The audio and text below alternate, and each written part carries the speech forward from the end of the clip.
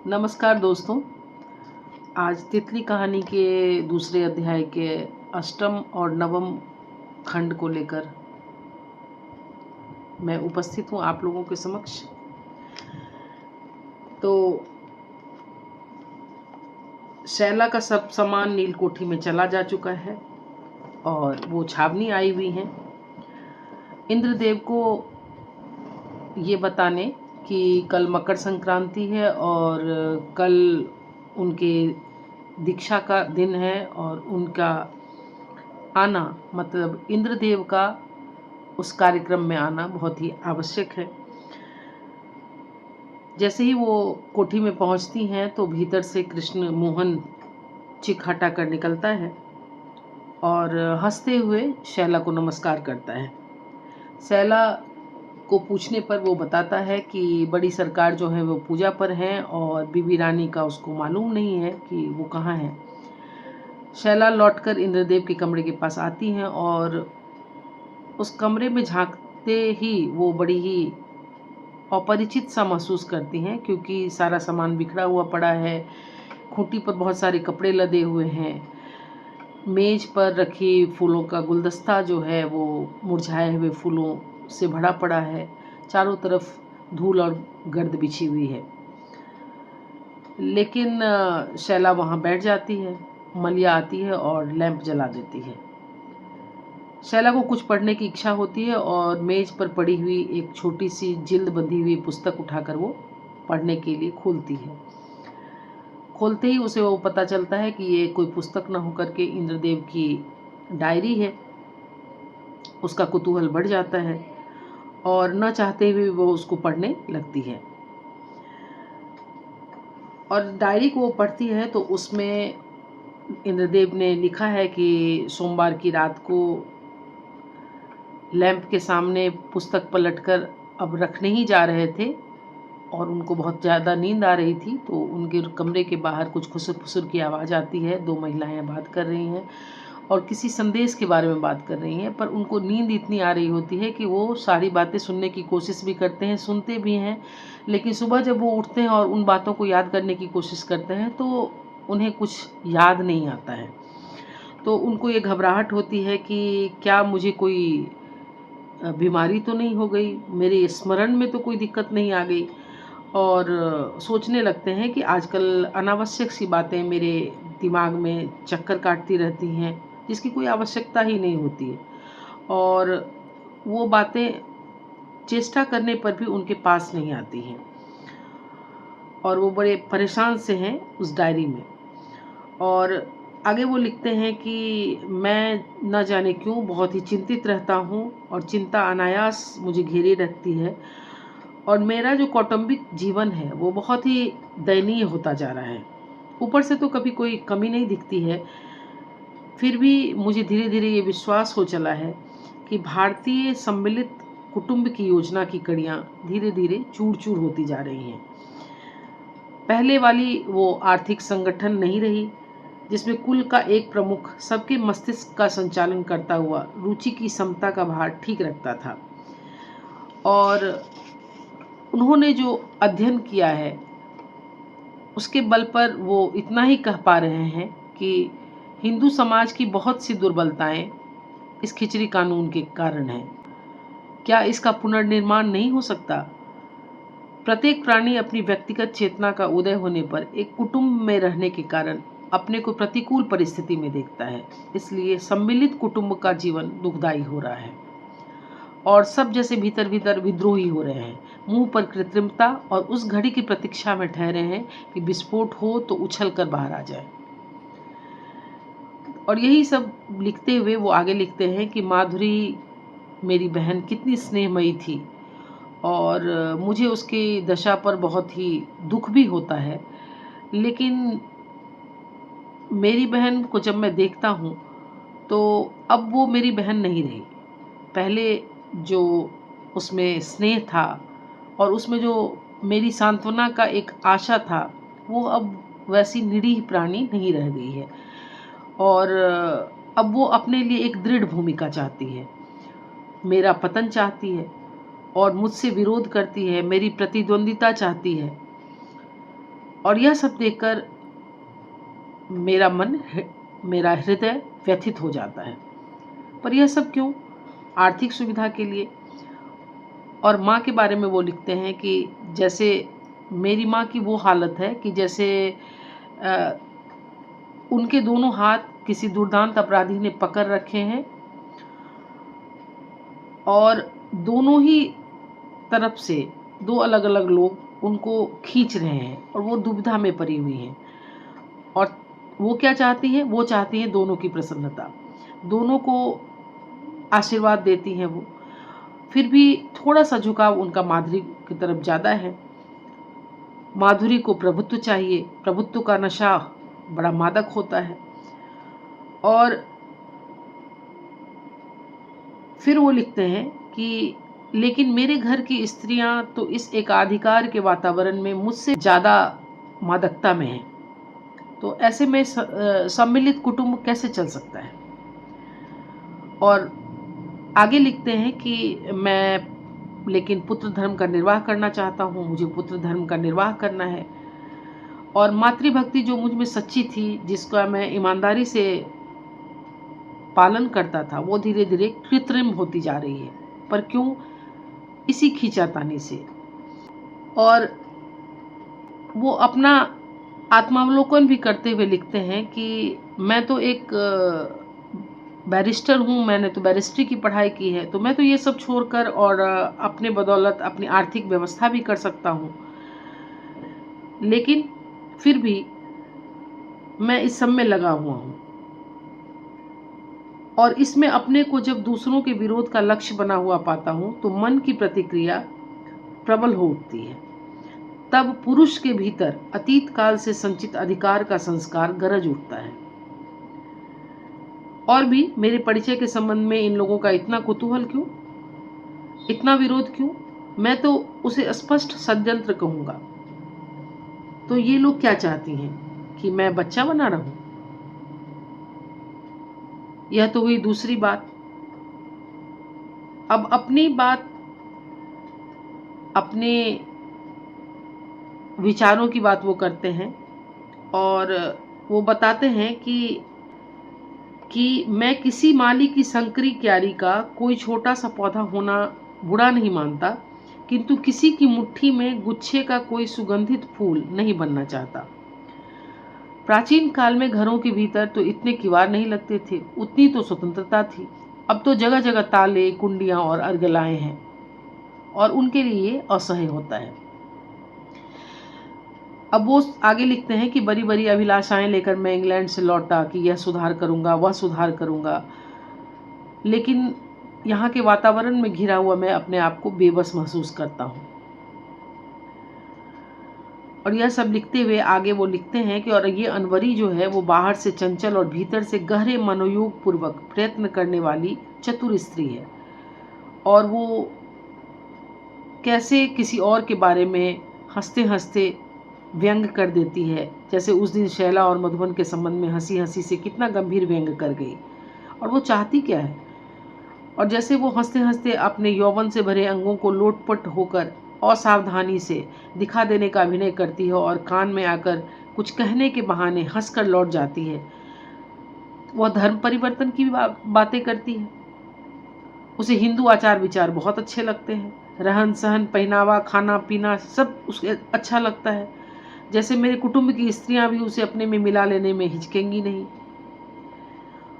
और वह यह सब कहकर मुझे कभी कभी टटोलती है, पूछती है क्या स्त्रियों को शैला की तरह स्वतंत्रता चाहिए, अवरोध और अनुशासन नहीं। और वह अपने को कभी कभी श्रेष्ठ दिखाने के लिए कहती है कि मैं तो किसी से भी ब्याह कर लूं और वह इतनी स्वतंत्रता मुझे दे तो मैं ऊब जाऊंगी। और वह हंसने लगती है। और फिर वो लिखते हैं कि और मैं दबते दबते मन में अनवरी का समर्थन क्यों करने लगता हूँ। वह ढीठ अनवरी माँ से हंसी करते हुए पूछती है, मैं हिंदू हो जाऊं तो मुझे अपनी बहू बनाएगी क्या? और माँ हंस देती है। दूसरे दिन रात को जब हम लोग सो रहे थे, मैं ऊँघता हुआ विचार कर रहा था, फिर वैसा ही शब्द हुआ। मैंने पूछा कौन? तो अनवरी थी और अनवरी शीघ्रता से मेरे कमरे के अंदर आ गई और मेरा मन जैसे बेचैन हो रहा था और मैं सोच रहा था कि शैला के साथ तो मेरी मनोदशा ऐसी नहीं होती। और यह सब सोचते सोचते वह मेरे सामने निर्भीक होकर बैठ गई। गंभीर रात्रि, भारतीय वातावरण, उसमें एक युवती का मेरे पास एकांत में बिना संकोच के हंसना बोलना, ये सब मुझे बड़ा ही व्यग्र कर रहा था। और मुझे वह छिछोरापन भला नहीं लगा। वह भी कहने लगी, मैं संस्कृत पढ़ूंगी, पूजा पाठ करूंगी, कुंवर साहब मुझे हिंदू बनाइए ना। किंतु उसमें इतनी बनावट थी कि मन में घृणा के भाव उठने लगे हैं। किंतु मेरा पाखंडपूर्ण मन कितने चक्कर काटता है। शैला का सरल स्वभाव, साहसी भरी युवती, फिर भी तितली सी ग्रामीण बालिका क्यों बनने की चेष्टा कर रही है? क्यों मेरी दृष्टि में उसका यह वास्तविक आकर्षण छिन्न नहीं हो जाएगा? वह तितली बनकर मेरे हृदय में शैला नहीं बनी रहेगी? तब तो उस दिन तितली को ही जैसा मैंने देखा वह कम सुंदर नहीं थी। उसके बाद फिर वो लिखते हैं, अरे अरे मैं क्या चुनाव कर रहा हूँ, मुझे कौन सी स्त्री चाहिए। हाँ, प्रेम चतुर मनुष्य के लिए नहीं, यह तो शिशु से सरल हृदयों की वस्तु है। अधिकतर मनुष्य चुनाव ही करता है यदि परिस्थिति वैसी हो। मैं स्वीकार करता हूँ कि संसार की कुटिलता मुझे अपनी साथी बना रही है। वह मित्र भाव तो शैला का साथ न छोड़ेगा, किंतु मेरी निष्कपट भावना जैसे मुझसे खो गई है। मुझे संदेह होने लगा है कि शैला को मैं वैसा ही प्यार करता हूँ या नहीं। मनुष्य का हृदय शीतल काल की उस नदी के समान जब हो जाता है जिसमें ऊपर का कुछ जल बर्फ की कठोरता धारण कर लेता है, तब उसके गहन तल में प्रवेश करने का कोई उपाय नहीं होता। ऊपर ऊपर भले ही वह पार की जा सकती हो, आज प्रवंचनाओं की बर्फ की मोटी चादर मेरे हृदय को उड़ा दी गई है। मेरे भीतर का तरल जल बेकार हो गया है, किसी की प्यास नहीं बुझा सकता। बहुत विवशता है। शैला डायरी रख देती है और मुंह को ढककर आंखें मूंदकर बैठ जाती है। इंद्रदेव आ जाते हैं, फिर भी शैला वैसे ही बैठी रहती है। इंद्रदेव उसके सर पर हाथ रखकर बोलते हैं कि शैला अचकचा जाती है और पूछती है कि आप कब आ गए। तो इंद्रदेव उसको बताते हैं कि मैं मिस्टर वॉटसन से मिलने गया था, कोऑपरेटिव बैंक के संबंध में और चकबंदी के लिए वह आए हैं। कल ही तो तुम्हारा औषधालय भी खुलेगा और तो इस उत्सव में उनका आ जाना अच्छा हुआ। तुम्हारे अगले कामों में भी सहायता मिलेगी। शैला उनको बताती है कि मैं यहाँ आपसे एक बात बताने आई हूँ कि मैं कल बाबा रामनाथ से हिंदू धर्म की दीक्षा लूँगी और आपको उसमें आना है। इंद्रदेव बड़े आश्चर्यचकित रहते हैं और पूछते हैं, अच्छा यह खिलवाड़ तुमने कैसे सोच लिया? शैला उनको बताती है कि नहीं नहीं, इसमें धर्म परिवर्तन तो मैं कर रही हूँ, लेकिन इसमें आप पर कोई बोझ नहीं है। अवाक होकर इंद्रदेव शैला की ओर देखते रह जाते हैं। शैला फिर भी शांत थी और इंद्रदेव फिर साहस करके उसको बोलते हैं कि ठीक है, जब तुमने निर्णय ले लिया है तो जैसी तुम्हारी इच्छा। शैला उनको कल सुबह बंजरिया आने के लिए बोलती है। इंद्रदेव उसको आश्वस्त करते हैं और फिर इंद्रदेव उसको पूछते हैं कि ऐसा तुम क्यों कर रही हो? प्रत्येक जाति में मनुष्य को बाल्यकाल ही में एक धर्म संघ का सदस्य बना देने की मूर्खतापूर्ण प्रथा चली आ रही है। जब उसमें जिज्ञासा नहीं, प्रेरणा नहीं, तब उसके धर्म ग्रहण करने का क्या तात्पर्य हो सकता है? मैं आज तक नाम के लिए ईसाई थी, शैला बोलती है, किंतु धर्म का रूप समझकर उसे मैं अब ग्रहण करूंगी। मतलब वो बता रही हैं कि हिंदू धर्म मुझे समझ में आ रहा है और मैं उसको समझकर ग्रहण करूंगी, तो मेरे लिए कोई शंका की बात नहीं है। और वो आगे बोलती है कि चित्रपट पहले शुभ्र होना चाहिए, नहीं तो उस पर चित्र बदरंग और भद्दा होगा। मैं हृदय का चित्रपट साफ कर रही हूँ अपने उपास्य का चित्र बनाने के लिए। इंद्रदेव उपास्य को जानने के लिए उद्विग्न हो रहे थे और पूछना चाहते थे। इतने में शैला उनको टोक कर कहती है कि मुझे एक बात की क्षमा भी मांगनी है आपसे। इंद्रदेव पूछते हैं वो क्या? तो वो बोलती हैं कि मैं यहाँ बैठी थी, अनिच्छा से ही अकेले बैठे बैठे आपकी डायरी के कुछ पृष्ठ पढ़ लेने का अपराध मैंने किया है। तो इंद्रदेव बोलते हैं कि अच्छा तुमने पढ़ लिया, कोई बात नहीं, अच्छा ही किया। वैसे भी ये रोग मुझे लगता जा रहा था। और यह कहते हुए अपनी डायरी को फाड़ देते हैं और दोनों हंसकर विदा होते हैं अपने अपने जगहों के लिए। अगला दिन सुबह है। बंजरिया का रूप बदला हुआ है। झोपड़ी के मुंह पर चूना लिपा हुआ है। धूल बड़ी धरती पर पानी का छिड़काव किया गया है। स्वच्छता से बना हुआ तोरण लगा हुआ है और केले के खंभों से सजा हुआ छोटा सा मंडप तैयार है, जिसमें प्रज्वलित अग्नि के चारों ओर बाबा रामनाथ, तितली, शैला और मधुबन बैठे हुए हवन विधि पूरी कर रहे हैं। दीक्षा हो चुकी है। दरी पर सामने बैठे हुए मिस्टर वाटसन, इंद्रदेव, अनवरी और सुखदेव चौबे चकित होकर यह दृश्य देख रहे हैं। शैला अपनी पीली रेशमी साड़ी में चंपा की कली सी बहुत भली लग रही है। तितली भी अपनी पीली साड़ी में मुख पर सहज लज्जा और गौरव के साथ बड़ी ही सुंदर सी दिख रही है। और मधुबन का खुला हुआ दाहिना कंधा अपनी पुष्टि में बड़ा संतुलित दिख पड़ता है। उसका मुख हवन के धुएं से मंजे हुए तांबे के रंग का हो रहा है। छोटी मूछें कुछ ताव में चढ़ी थी। किसी आने वाली प्रसन्नता की प्रतीक्षा में उसकी आंखें हंस रही थी। वही गंवार मधुबन जैसे आज दूसरा हो गया था। इंद्रदेव उसे आश्चर्य से देख रहे थे और तितली अपनी सलज्ज कांति में जैसे शिशिर कणों से लदी हुई कुंदकली की मलिका सी गंभीर सौंदर्य का सौरभ बिखेर रही थी। इंद्रदेव उसको भी परख रहे थे। इधर मिस्टर वॉटसन शैला को कौतूहल से देख रहे थे और मन में सोच रहे थे कि यह कैसा है। शैला के चारों ओर जो भारतीय वायुमंडल हवन, धूम, फूलों और हरियाली की सुगंध में स्निग्ध हो रहा था, उसने वॉटसन के हृदय पर से विरोध का आवरण हटा दिया था। उसके सौंदर्य में वह श्रद्धा और मित्रता को आमंत्रित करने लगे। उन्होंने इंद्रदेव से पूछा, कुंवर साहब, यह जो कुछ हो रहा है उसमें आप विश्वास करते हैं ना? इंद्रदेव अपने गौरव पर और भी रंग चढ़ाने के लिए उपेक्षा से मुस्कुराते हुए बोलते, तनिक भी नहीं। हाँ, मिस शैला की प्रसन्नता के लिए, उनके उत्साह में भागीदार होने के लिए मेरे लिए ये आदर की बात थी कि मैं यहाँ हूँ।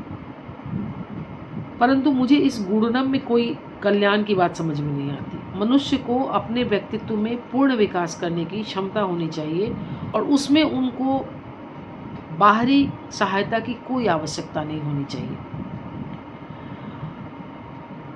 धर्म को लेकर, विचारधारा को लेकर वाटसन और इंद्रदेव में बातें चल पड़ती हैं और वाटसन उनको बोलते हैं कि आपकी यह बात मेरी समझ में नहीं आई। विकास अव्यवस्थित तो होगा नहीं, उसे एक सरल मार्ग से चलना चाहिए। आपका यही कहना है ना कि मनुष्य पर मानसिक नियंत्रण उसकी विचारधारा को एक संकरे पथ में ले चलता है। वह जीवन के मुक्त विकास से परिचित नहीं होता, किंतु जिसके व्यक्तित्व में अदृष्ट ने अपने हाथों से सहायता दी है, वह उन बाधाओं से अनजान है जो संसार के जंगल में भटकने वाले निस्संबल प्राणी के समान आती है। फिर वाटसन और मुस्कुराते हैं और बोलते हैं कि स्वतंत्र इंग्लैंड में रहने आने के कारण आप वाटसन का हुआ नहीं समझते, किंतु मैं अनुभव करता हूँ कि यहाँ के अन्य लोग मेरी कितनी धाक मानते हैं। इनके लिए या तो मैं देवता हूँ या राक्षस, साधारण मनुष्य तो हूँ नहीं। यह विषमता क्या परिस्थितियों से उत्पन्न नहीं हुई? इंद्रदेव को ये बात बड़ी तीखी लगी और इंद्रदेव खींच कर कहते हैं कि मेरी सुविधाएं मुझे मनुष्य बनाने में समर्थ हुई हैं कि नहीं, यह तो मैं नहीं कह सकता, किंतु मेरी संपत्ति में जीवन को सब तरह की सुविधा मिलनी चाहिए। यह मैं नहीं मानता कि मनुष्य अपने संतोष से ही सम्राट हो जाता है और अभिलाषाओं से यह मैं नहीं मानता कि मनुष्य अपने संतोष से ही सम्राट हो जाता है और अभिलाषाओं से दरिद्र। मानव जीवन लालसाओं से बना हुआ सुंदर चित्र है। उसका रंग छीनकर उससे रेखा चित्र बना देने से मुझे संतोष नहीं होगा। उसमें कहे जाने वाले पुण्य पाप की सुवर्ण कालिमा, सुख दुख को आलोक छाया और लज्जा प्रसन्नता की लाली हरियाली उद्भासित हो, और चाहिए कि उसके लिए विस्तृत भूमिका जिसमें रेखाएं उन्मुक्त होकर विकसित हों। और दोनों में ये बातें चल रही होती हैं। इतने में शैला दीक्षा लेकर आती हैं और इंद्रदेव को और वाटसन को प्रणाम करती हैं। वाटसन हंसकर बोलते हैं कि मिस शैला, तुमको मैं बधाई देता हूँ और आशीर्वाद भी देता हूँ कि तुम्हारा और भी मानसिक विकास हो। इंद्रदेव कुछ कहने नहीं पाए थे कि अनवरी ने कहा कि और मैं तो मिस शैला की चेली बनूंगी बहुत जल्दी। इंद्रदेव बड़ी चपलता से खींच कर बोलते हैं कि उसके लिए अभी बहुत देर है मिस अनवरी। और इतना कहते हुए इंद्रदेव अपने हाथ में जो फलों का गुच्छा पकड़े थे वो आशीर्वाद स्वरूप शैला को देते हैं और शैला कृतज्ञता पूर्वक उसे ग्रहण करके माथे से लगाती है और इंद्रदेव के पास ही बैठ जाती है।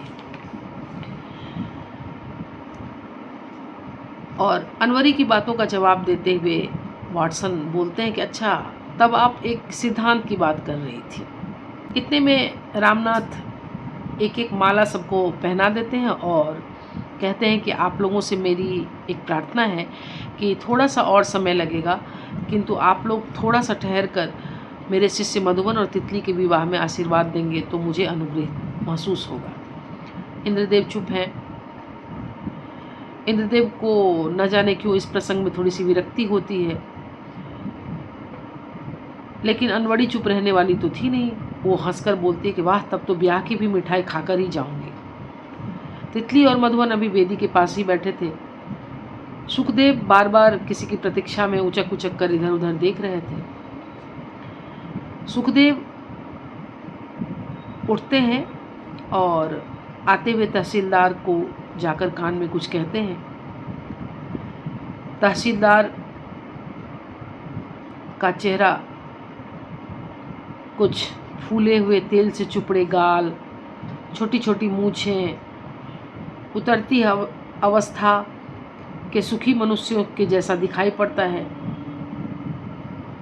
मोटा लटकता हुआ होठ, बनावटी हंसी हंसने की चेष्टा में व्यस्त, पट्टेदार बालों पर तेल से भरी पुरानी काली टोपी, कुटिलता से भरी गोल गोल आंखें किसी विकट भविष्य की सूचना दे रही थी।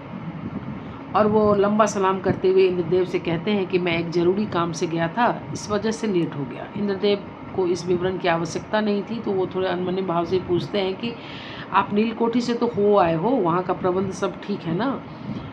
तो वो बोलते हैं कि हाँ, वहाँ का प्रबंध सब ठीक है, सब सारी तैयारियाँ हो रही हैं। इंद्रदेव उठकर तहसीलदार की बातें सुनने लगते हैं और उधर वेदी पर ब्याह का विधि आरंभ हुआ है। शैला भी वहीं चली गई हैं। मधुबन आहुतियाँ दे रहा है और तितली निष्कंप दीप शिखासी उसके बगल में बैठी हुई है। अचानक से दो स्त्रियाँ आती हैं। आगे जो स्त्री चल रही होती है वो मधुबन की बहन राजकुमारी है और पीछे जो स्त्री है वो घूंघट में है। तो राजकुमारी वहाँ पहुँचते ही बाबा पर गुस्सा होते हुए कहते कि बाबा, ये आपने ठीक नहीं किया, किसी का घर बिगाड़ना नहीं चाहिए, आपने मेरा घर बिगाड़ा है। किसी लड़की को फुसलाना आपको शोभा नहीं देता। सह पाकर दूसरी स्त्री भी चादर के घूंघट से ही बिलख कर कहने लगती है कि क्या इस गांव में किसी को कुछ कहने वाला नहीं है? मेरी भतीजी का ब्याह मुझसे बिना पूछे ये कराने वाला ये बाबा कौन होता है? बहुत बड़ा अंधेर हो रहा है यहाँ। मिस्टर वाटसन उठकर खड़े हो जाते हैं। अनवरी के मुख पर व्यंग्यपूर्ण आश्चर्य था और सुखदेव के क्रोध का तो जैसे कुछ ठिकाना ही नहीं था। और वो चिल्लाकर बोलता है कि सरकार, आप लोगों के रहते ऐसा अन्याय नहीं होना चाहिए। क्षण भर के लिए मधुबन क्रोधित होता है और उठने लगता है, तो बाबा उसको कहते हैं कि शांत हो जाओ मधुबन, अपना काम समाप्त करो, ये सब जो हो रहा है ये होने दो। और तितली की दशा ठीक गांव के समीप रेलवे लाइन के तार को पकड़े हुए उस बालक सी होती है जिसके सामने से डाक गाड़ी भकभक करती हुई निकल जाती है। सैकड़ों सिर खिड़कियों से निकले रहते हैं पर पहचान में एक भी नहीं आते। न तो उनकी आकृति या वर्ण रेखाओं का ही कुछ पता चलता है। वह अपनी सारी विडंबना को हटाकर अपनी दृढ़ता में खड़ी रहने का प्रयत्न करने लगती है। तब भी रामनाथ की आज्ञा का अक्षरशः पालन हो रहा है। तहसीलदार और इंद्रदेव वापस चले आए। तहसीलदार ने कहा, बाबा जी, आप यह काम अच्छा नहीं कर रहे। तितली के घर वालों की सम्मति के बिना उसका ब्याह अपराध तो है ही, उसका कोई अर्थ भी नहीं है। इंद्रदेव को चुप देखकर बाबा रामनाथ उनसे पूछते हैं कि क्या आपकी भी यही सम्मति है? तो इंद्रदेव बोलते हैं, हाँ, नहीं, उन लोगों से तो आपको पूछ लेना चाहिए था। तो बाबा रामनाथ थोड़े से क्रोध में आते हुए बोलते, किन लोगों से? तितली की बुआ कहाँ थी वह जब तितली मर रही थी पानी के बिना? और फिर आपको भी विश्वास है कि यह तितली की बुआ ही है? मैं तो इस गांव में सभी को जानता हूँ। रह गई मधुबन की बात, सो वह लड़का नहीं है, उसे कोई भुलावा नहीं दे सकता। और रामनाथ फिर उसके बाद अपनी शेष विधि पूरी करते हैं। उधर दोनों स्त्रियां उछल कूद मचा रही हैं, हल्ला हंगामा कर रही हैं। अनवरी धीरे से वाटसन से कहते हैं, क्या आपको इसमें कुछ बोलना नहीं चाहिए? वाटसन कुछ सोचते हुए बोलते, नहीं, मैं इन बातों को अच्छी तरह जानता भी नहीं हूँ और देखता हूँ कि दोनों ही अपना भला बुरा समझने लायक हैं, तो इसमें मैं क्यों बोलूँ? अब अनवरी बोलती कि यह मेरा मतलब नहीं था। मैं तो प्राणी का प्राणी से जीवन भर का संबंध में बंध जाना दास्ता समझती हूँ। उसमें आगे चलकर दोनों के मन में मालिक बनने की विद्रोह भावना छिपी रहती है। विवाहित जीवनों में अधिकार जमाने का प्रयत्न करते हुए स्त्री पुरुष दोनों ही देखे जाते हैं। यह तो एक झगड़ा मोल लेना है। और इस तरह से अनवरी अपनी जो अंदर की ईर्ष्यालुता है, जो उसका द्वेष है, उसके सहारे वह विवाह संस्था पर क्वेश्चन उठा रही है। तो वाटसन मुस्कुराकर बोलते हैं, अच्छा, तो आप एक सिद्धांत की बात कर रही थी।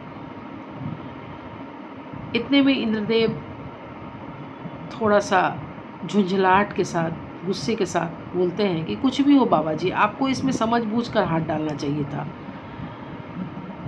रामनाथ उनको और तितली को देखते हुए कहते हैं, कुंवर साहब, मधुबन ही तितली के उपयुक्त वर है। मैं अपना दायित्व तो अच्छी तरह समझकर ही इसमें पड़ा हूँ। कम से कम जो लोग संबंध में यहाँ बातचीत कर रहे हैं, उनसे मेरा अधिक न्यायपूर्ण अधिकार तो है ही। अब इंद्रदेव ये बात सुनते हैं तो तिलमिला उठते हैं। उन्हें ऐसा लगता है कि रामनाथ बार बार मेरे रसूख को चैलेंज करता है, बार बार वो मेरे से लड़ने की कोशिश करता है और मेरा अपमान कर रहा है। और चौबे उधर से चिल्लाकर और उसमें आग में घी का काम करता है। बोलता है, अधिकार? यह कैसा हठीला मनुष्य है जो इतने बड़े अफसर और जमींदार के सामने भी अपने को अधिकारी समझता है? सरकार यह धर्म का ढोंग है, इसके भीतर बड़ी कतरनी है। इसने सारे गांव में ऐसी बुरी हवा फैला दी है कि किसी दिन इसके लिए बहुत पछताना होगा, यदि समय रहते इसका उपाय न किया गया।